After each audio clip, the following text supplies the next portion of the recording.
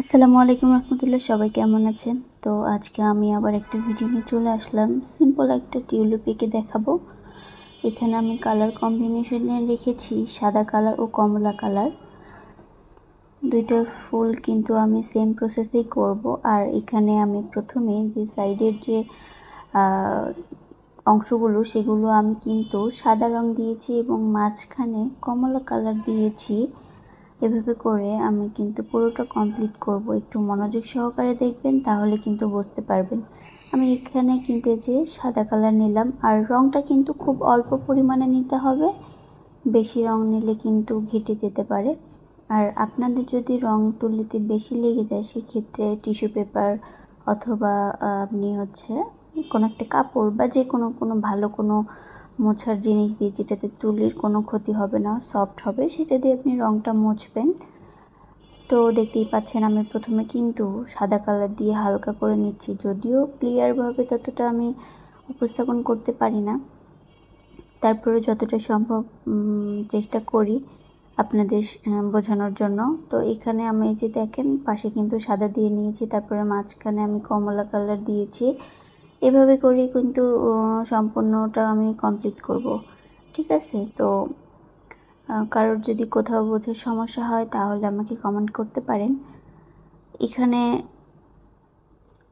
আপনি চাইলে কিন্তু আপনার পছন্দ মতো রং দিতে পারেন। চাইলে কমলা, গোলাপি, লাল, হলুদ যে কোনো কিছু দিয়ে আপনি সুন্দর করে ডিজাইন করতে পারেন। আর তুলির ব্যাপার যেটা থাকে সেটা হচ্ছে যে আমি যে তুলি দিয়ে কাজ করছি সেটা দিয়ে আপনি কাজ করতে নাও পারেন। সেজন্য আমি তুলি সাজেস্ট করি না। দেখা যায় যে যেটা দিয়ে আমি কাজ করছি সেটা দিয়ে আপনার সম্ভব হবে না। অনেকেই এসে তুলি সাজেস্ট করে বা জানতে চায়। আমি বলবো যে আপনি তুলিটা জানতে চাইেন না, আপনি আপনার যেটা দিয়ে সুবিধা হয় আঁকতে সেটা দিয়ে আঁকুন, খুব সুন্দর আঁকতে পারবেন। কারণ আমিও প্রথম এই পরিস্থিতিতে পড়েছিলাম যে অনেকেই দেখলাম যে তুলি কত নাম্বার তুলি, কত নাম্বার হচ্ছে কত সাইজ, এরকম কিছু আমরা প্রশ্ন করে থাকি এবং সেখানে তারা উত্তর দিয়ে থাকে যে এই তুলি বা এত নাম্বার তুলি। তো দেখা যায় কি সেই তুলি দিয়ে পরবর্তীতে যখন কাজ করতে বসি আসলে তাদের মতো অতটা ইজি হয় না, বরং ঘেটে যায়, একদম পারি না, এরকম আমার প্রবলেম হতো। যার কারণে আমি কাউকে তুলি সাজেস্ট করি না। তো আপনারাও আপনাদের পছন্দ মতো তুলি দিয়ে কাজ করবেন। তবে এখানে কিন্তু অল্প পরিমাণে করে রং নিতে হবে, বেশি নিলে কিন্তু সম্পূর্ণ আপনার যে হালকা যে শ্যাডোটা আছে সেটা কিন্তু আর বোঝা যাবে না। এই জন্য সবসময় ধীরে সুস্থে মনোযোগ দিয়ে কাজ করবেন, তাহলে আপনার কাজটা সুন্দর হবে। আর পেন্টিংয়ের ক্ষেত্রে মোস্ট ইম্পর্টেন্ট যেটা বিষয় হলো সেটা হচ্ছে যে আপনার মনোযোগ, আপনার ফুল আঁকা। আপনি যদি ভালো আঁকতে পারেন তাহলে কিন্তু আপনার ফ্লাওয়ারগুলো অনেক সুন্দর হবে। প্রথমে কিন্তু পেন্সিল দিয়ে যে রঙটা করা হয়, মানে পেন্সিল দিয়ে যে আঁকা হয় ফুলটা, আমরা পেপারে বলেন অথবা কাপড়ে বলেন, সেটা কিন্তু সুন্দর করতে হবে।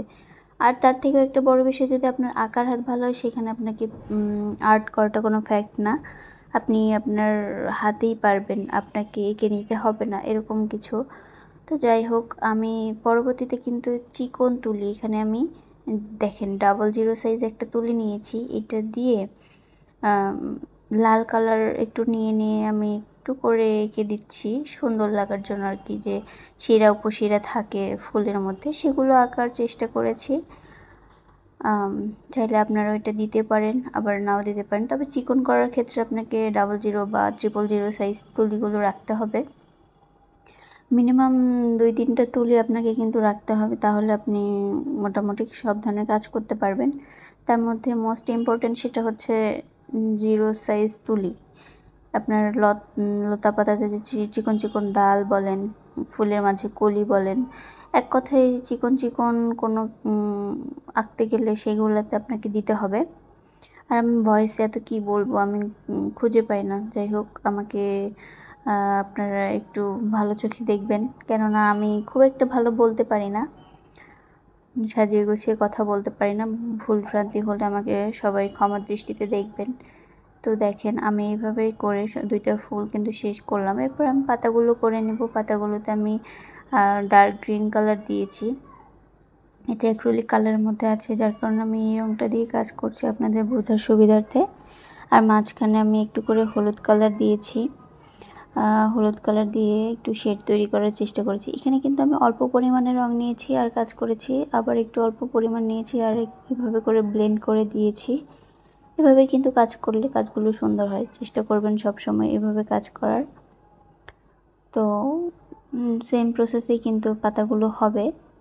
পাতাগুলোতে হচ্ছে দেখেন আমি কিন্তু এঁকে নিচ্ছি একরকম, আমার পাতাগুলো হয়ে যাচ্ছে একরকম। এটা কোনো ফ্যাক্ট না। আপনি যদি সুন্দর করতে পারেন সেটাই হচ্ছে মেইন কথা।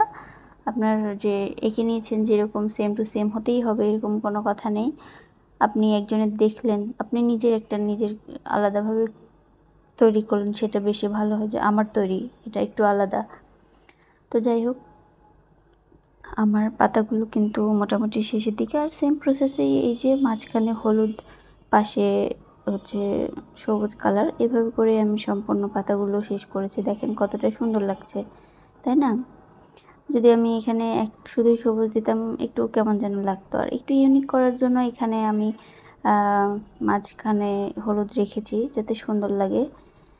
তো আসলে রেগুলার ভিডিও আপলোড করা সম্ভব হয় না। সব কিছু মিলিয়ে আমার ভিডিওগুলো আপনাদের কাছে কেমন লাগে সবাই প্লিজ একটু কমেন্ট করে জানাবেন, আমার অনেক বেশি ভালো লাগবে। যদিও আমি নতুন, সেরকমভাবে কোনো একটা ভিউজ পাই না, তারপরেও চেষ্টা করছি ইনশাল্লাহ একদিন আমি ভালো কিছু করতে পারবো। যারা আমার সাবস্ক্রাইবার আছেন সবাই ভালো থাকবেন, আমার পাশে থাকবেন।